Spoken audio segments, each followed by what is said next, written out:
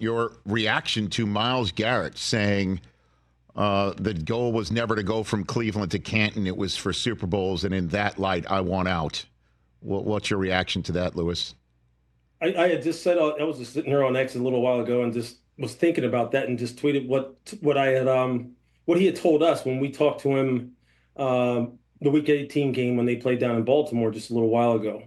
And it was like if you sit and talk to him and you understand how much this guy pours into the game, how much he understands the history of the game, he understands his place in the game, how much he wants to see his teammates around him do better, and then how much ultimately he wants to win. This shouldn't shock you at all. It shouldn't shock you at all. He also, it was very common knowledge, or maybe it wasn't common knowledge. It was knowledge to me that he was going to sit down with management and he wanted to know exactly what was going on, what the plan was going forward. How are we going to get ourselves out of this rut that we're in and improve this football team? So he had more hope as it relates to them being able to win a Super Bowl or at least compete for a Super Bowl. He needed to know what that was. Clearly, Myles didn't get the answers he was looking for. Clearly, they did not calm down his fears or his worries about what the plan was going forward. And you have to automatically jump forward to what were the answers that he was given as far as their ability to really address the quarterback position. What do you think? I mean, you just came back from the Senior Bowl. I'm sure Andrew Berry was walking around there. I'm sure there was a lot of chatter. What did you hear about what Garrett might have heard from the Cleveland plan? I didn't hear anything regarding that. I just know this. I just know that he was assassin serious about wanting to know what the plan was going to be going forward. Cleveland understood that. Management understood that. Kevin Stefanski understood that. A guy of his caliber and of his stature, is afforded the privilege of being able to have those conversations with the higher ups, given what his place is in the organization. And what I'm saying is, like, in order for him to release that statement, he didn't hear what he wanted to hear, or he doesn't believe what the plan is going forward. And so, look, as far as what was down at the Senior Bowl at the quarterback spot, is there a surefire slam dunk guy that is going to be able to, that Cleveland can right now say, look, we could potentially get this guy and he could change around the fortunes of the Cleveland Browns? No.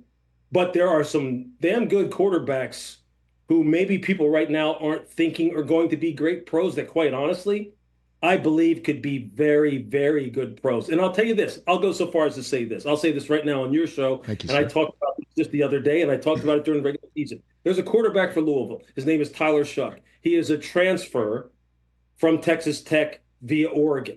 An older guy. He's had some injury concerns, but he transferred, played 1 year under Jeff and Brian Brom at Louisville. He was down at the Senior Bowl. I said down there, I said it during the regular season, I'm going to say it now. If you put him in an offense like Sean McVay's, like Kyle Shanahan's, like Kevin Stefanski's, this kid is going to be the surprise and steal of the draft, in particular at quarterback.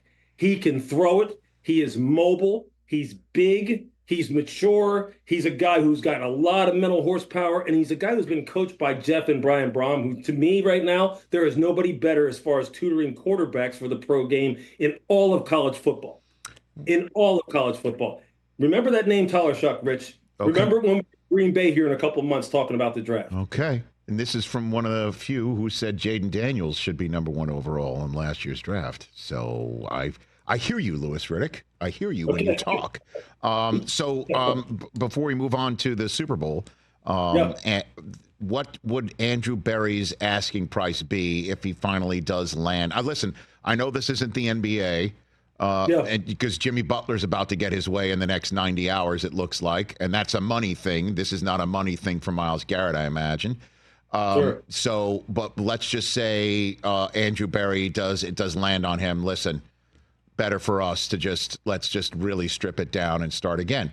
What 2 1s? Like, what is the asking price for a 29-year-old defending defensive player of the year who's a candidate to repeat? Yeah. What do you got?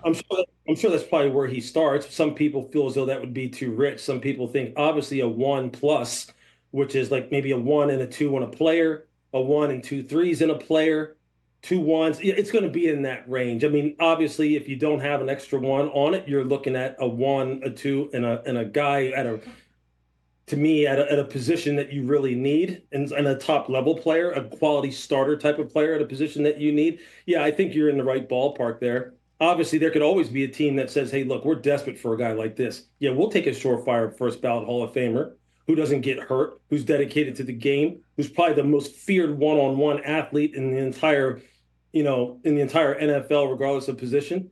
Yeah, we'll go ahead and extend for a guy like that. So yeah, I think we're in the right ballpark there. 2 1s or a 1+ and a player. And you'd want to take the phone calls of NFC people first, right? Like that'd be the first order of business, correct? No question. Yeah, you obviously want to keep him out of the North.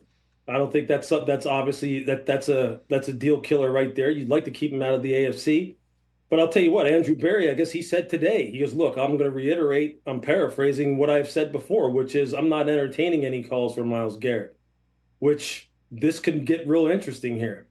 This could get real interesting because, Myles, you've talked to Myles before. Does he sound like a guy who's going to, go back on what his word is? If he says I want out, I want out. So this could be a situation that could get real ugly. Louis Riddick here on The Rich Eisen Show. Catch The Rich Eisen Show every single day on the Roku channel, 12 to 3 Eastern, for free.